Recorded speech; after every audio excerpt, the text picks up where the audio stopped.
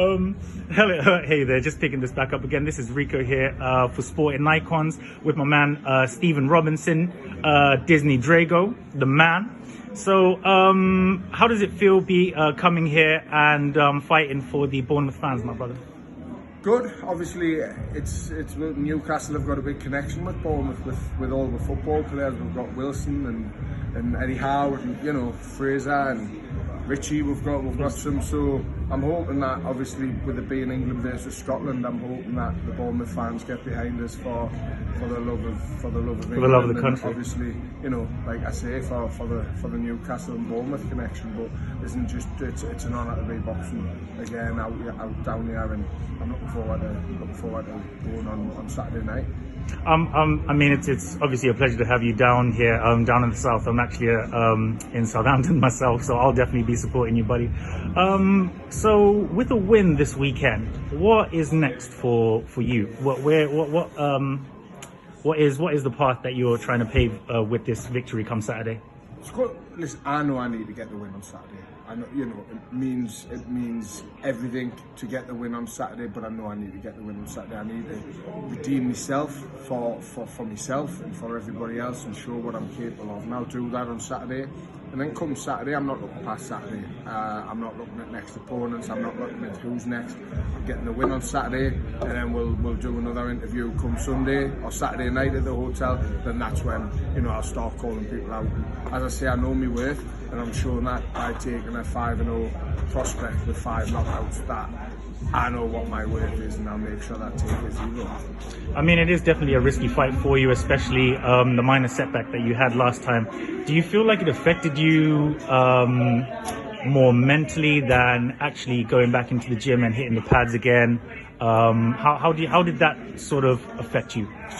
Doesn't everybody says the comebacks, better than the setback? And the setback, there was so much more going on behind closed doors that the setback wasn't what was worrying us or bothering us. Yeah. There was too much going on in my own personal life to worry about the loss on my record. But that's something I would never talk about in interviews, and nobody will ever find out, because I'd never discredit Shane Gill, because Shane Gill didn't know that.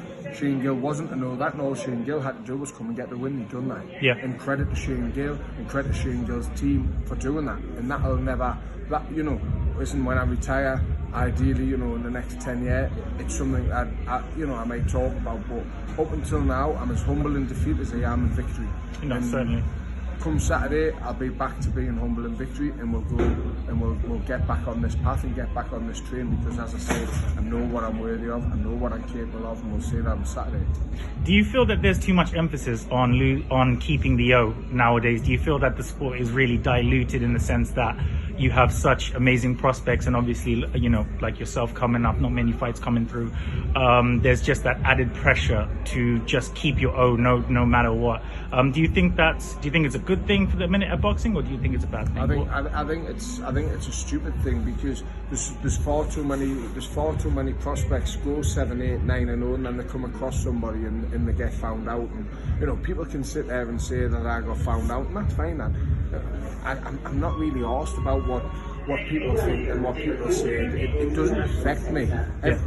People's hate my fire, my desire, my pushing forward. So it's not anything I've ever been. I was never worried about losing my 0.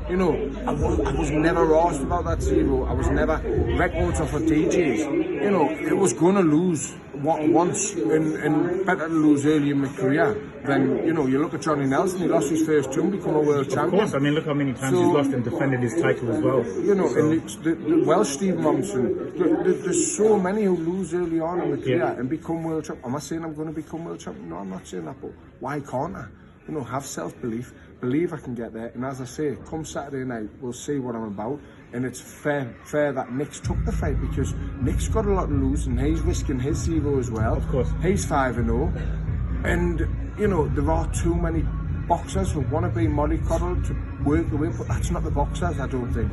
I think that's, the people who they're working with, and the people who they're signed with, and management. And, as a boxer, for me, I'll fight anybody. Yeah. You've got to have that mentality. Win, draw, lose. You've got to have the mentality of, I'm going in that ring and I'm coming out as the victor. With the victor. And you look back in the Spartan era, that's what you had to do. You're a gladiator, it was kill or be killed. And boxing, MMA, every sport that you see now, it's similar. You'll do anything to get your hand raised, no matter what. And there's too many people who want to be bubble wrapped. Yeah.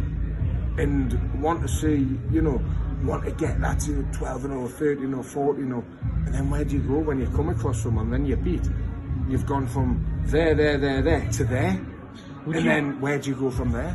Would you say, obviously watching Daniel Dubois' last performance, actually we can go a little bit back to when he fought Joe Joyce and the competition that he fought to get to Joe Joyce. Do you think that some promoters actually, there's an issue of pushing you too fast?